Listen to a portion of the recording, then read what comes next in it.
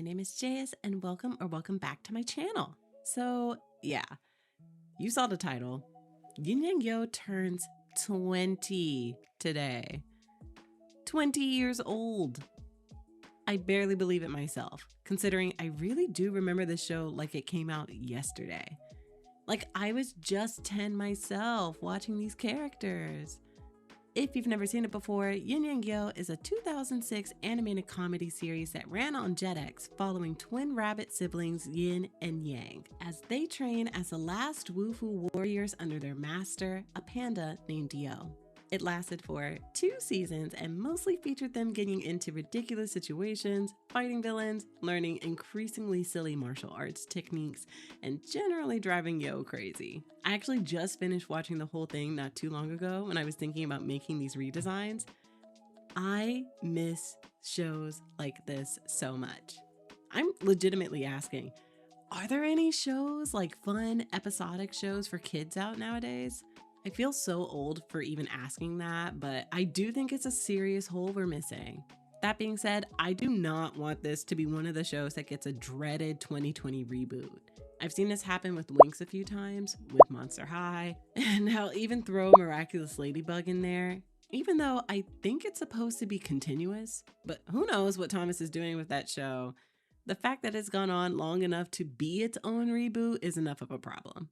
But I did wonder what Yin Yang Yo would be like if it were designed today. Like if they hadn't had the story idea in 2006 and had to do it now, what might these characters look like? So that's what I want to do for the 20th anniversary. A quick disclaimer, I am not necessarily designing these with animation in mind. I know that was the original format and I just said what it would be like if it were designed today, but I feel like I just need to point out that I'm not an animator, so I'm not trying to design these with the idea that patterns or character elements might be a little difficult to continually replicate. Also, this is going to be my first time really designing furry characters since I decided not to attempt drawing them as humans again. And yes, you heard that correctly. This is not my first time trying to draw these characters. My first time was back in 2017 when I was still pretty new to digital art, and it was an attempt. I was very ambitious for someone who was still doing everything on one layer. I'll make you a deal. I'll show you those designs later in the video, but I'm not going to show them yet. So if you want to see what baby digital artist Jay thought these characters should look like as humans, you're going to have to stick around for a bit. But with that said, let's get into the redesigns. We're starting with the obvious two, Yin and Yang. I actually drew everything out traditionally while I was at work. And if my boss ever sees this, which they shouldn't, but just in case, know that I was working very hard around this. And I used my own paper, so you can't get me for anything. But the first thing that I decided on for these redesigns was that I wanted Yin and Yang to be aged up a bit. I feel like 14 is kind of the sweet spot for the way a lot of modern animated series handle their kid characters. So in my head, they've gone from 11 to 14. Not too much of a difference, but it was the youngest I felt like I could draw since I'm still learning how to construct furry faces, and all of the characters are furry types that I don't have a lot of experience in when it comes to drawing. The second thing that I decided on was that even though I'm keeping them as rabbits, their human-coded features are going to be Blasian. Hear me out before some of you begin typing, but not you, of course, dear listener. I know that there is one human design for them from the early episodes where they were portrayed as white, but it just doesn't make sense to me and feels more like the default of 2006. Like, these two live in a setting heavily inspired, at least by architecture, by Chinese culture. They practice something called Wufu, which is obviously drawing from Kung Fu and other martial arts traditions. Their names are Yin and Yang. And massive spoiler alert if you either didn't finish or I guess just don't remember, but it was revealed in the very last episode of the series that Master Yo is actually their biological father. And I think most people would agree he is very clearly coded as black. So you can argue with the wall and your mama with this one if you still choose to, but it's 2026, and I think we can let fictional characters default to other racial backgrounds based on canon context clues. Also, I think we need more black-coded furries. It was not easy finding them, so I'm happy to throw these two and Yo into the mix now. But why do I mention this? Well, it's because this decision changed how I went about making their hairstyles. I knew I wanted to give them both some sort of braided or twisted style simply because I think that would be the most manageable while fighting. And I think it gives more insight into their characters rather than just being the pink or blue version or the one with or without eyelashes. Yin is bubbly and energetic and expresses so much love for doing her non-existent hair. So I wanted to give her a longer style. A lot of the shapes we see in her magic in the original are circle based too, so I was trying to lean into that. So naturally, I thought she would look really cute in bubble braids. It would also give her a chance to decorate them with little pink bands and beads. I'm sure they would clink a little bit as she's moving around. My beads did when I was a kid, so I just thought that would be super cute. Around this time, I realized I wanted to lean more into a twist style with Yang rather than braids. A lot of this comes from my own experience with my hair, obviously. When my hair is in braids, it pretty much just stays in the style I put it in. I can do other things with it, of course, but it's a very intentional thing. Like if I want to put it in an updo or pull it back into a ponytail. When my hair is in twists though, even though it's styled, I just feel like my hair has more bounce and personality to it. I'm in this constant back and forth and stretching it after it shrinks. It's bouncy, it's energetic. It never really looks the exact same from day to day. Like a sort That's of... an oxymoron! What did you just call me? But I just felt like that would encompass more of Yang's personality. I actually had a lot of fun thinking about his hair because I think his original counterpart would have had a hard time just hearing that he got his hair twisted. I actually had a lot of fun thinking about his hair because I think his original counterpart would have a hard time just hearing that he got his hair twisted. And Roger, one of the other characters, would totally tease him for it. But I just know this Yang would try to spin it as being warrior twist because there's absolutely nothing manlier than that. And he's right, of course. I had this other idea where he does his little Funado trick and it sometimes untwists his hair, so he has to ask Yin to help him do it again. I just love their sibling dynamic so much. But back to their actual designs. I really wanted them both to feel like they're actual young martial artists in training rather than just wearing a simple shirt. I kept their training belt colors, although it was a little hard to work around since I decided not to stick with white in their clothing and instead keep their iconic pink and blue. I also didn't want it to seem like they were just girl or boy versions of clothes. To combat that, I gave Yin less bandages around her arms and added charm bracelets in her design. They were introduced and quickly taken away in one episode, but I think in this redesign, I'd want them featured more prominently for both Yin and Yo later on. Obviously, they need to know the basics, but these charms are given to trainees after they master a move to help them not waste as much energy on the easier ones. Yang, however, was designed with more movement in mind. In my mind, since I took away their pink and blue fur, I decided the way I would make up for it was by imagining that they need to surround themselves with as much of their aura color as possible to help drum up their connection to their woofu. So Yang is completely wrapped in blue bandages, particularly around his limbs, though he sometimes also wears one around his head. This gives him more power to his punch, although we know his signature weapon of choice is his ever shape-shifting bamboo. When I put them side by side, I feel like they just make sense as a unit. And they make even more sense to me now when they're next to Yo, since now their color palette also kind of hints at their relation to him. Yo. I feel like rewatching this show really highlights how much Yin and Yang stressed that poor man out. If he wasn't already gray when they got there, he would have been soon after. But we know he would have made it. After all, he is the last panda on the planet, for some reason. What we do know is that it means he's a survivor. Because I drew this traditionally, I could really only fit one sketch of him on the page because I wanted to prioritize just how massive he is. I feel like I low-key did this man a little dirty because I drew him eating and not really doing as much as Yin and Yang. I'll make up for it later, but rest assured, we all know Master Yo can still put bamboo belt to ass if the situation calls for it. Right now, it doesn't. The Wufu scrolls also got a bit of a redesign. I thought it would be funny if their endings were golden bamboo, so every time he summons them, it's like summoning a little snap.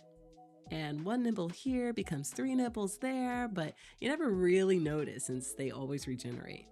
I also decided to give him a blend of yin and yang designs where he has charm bracelets like she does, but they're scattered up his arms like Yang's bandages. I just felt like this would give him another visual connection to the twins. I thought it would also show how these charms are something that experienced Wu Fu masters use as tools rather than just decorative accessories. For his hair, I really felt like locks just made sense for him, but the ones that have like grown out in the front a bit, that way like it really shows off his gray. I also kept his scraggly beard from the original design because I always thought that was the funniest thing about him, his little cloud-like beard. And here he is next to the twins. Do we see the family resemblance? I really wish this had gotten greenlit for a season 3 because even Yang asked who their mom was and they just cut away from it. Carl. Carl. Let me tell you, he was easily the hardest character to redesign of this set. And that was purely because I decided that if I was going to redesign a character named Carl the Evil Cockroach Wizard, then I was going to have to actually make him look like a cockroach, which I interpreted as meaning I had to look at a lot of real life roaches. I don't recommend this, not at all. I spent way too much time looking at cockroach anatomy for the sake of a cartoon redesign because his original one didn't help me much. It was around this point that I asked on literally every bit of social media I own, how does one begin to make a cockroach furry? Which was a question I never expected to ask in my life. I did actually receive some answers, but unfortunately I'd already drawn him. Helpful for the future though. You may have noticed, but I made a major design change for him. I gave him 4 arms instead of the 4 legs he has in the original. I just feel like that made more sense. His brother Herman has 4 arms and he does massive damage with those things. And I just feel like a wizard doesn't necessarily need to run fast with 4 legs. He needs 4 arms. That's so useful to a character whose whole thing is magic. It just makes him feel like a much more formidable threat to Yin and Yang, where he can literally cast twice as much spell power at them now. I think he would really appreciate it, especially since I really leaned into the bug face. I did him no favors, I fear. There's an episode where Yin calls Carl Bugly, and that line was like the center of my design philosophy. I wanted him to look like an actual insectoid. This is where I cried while looking at the real life references.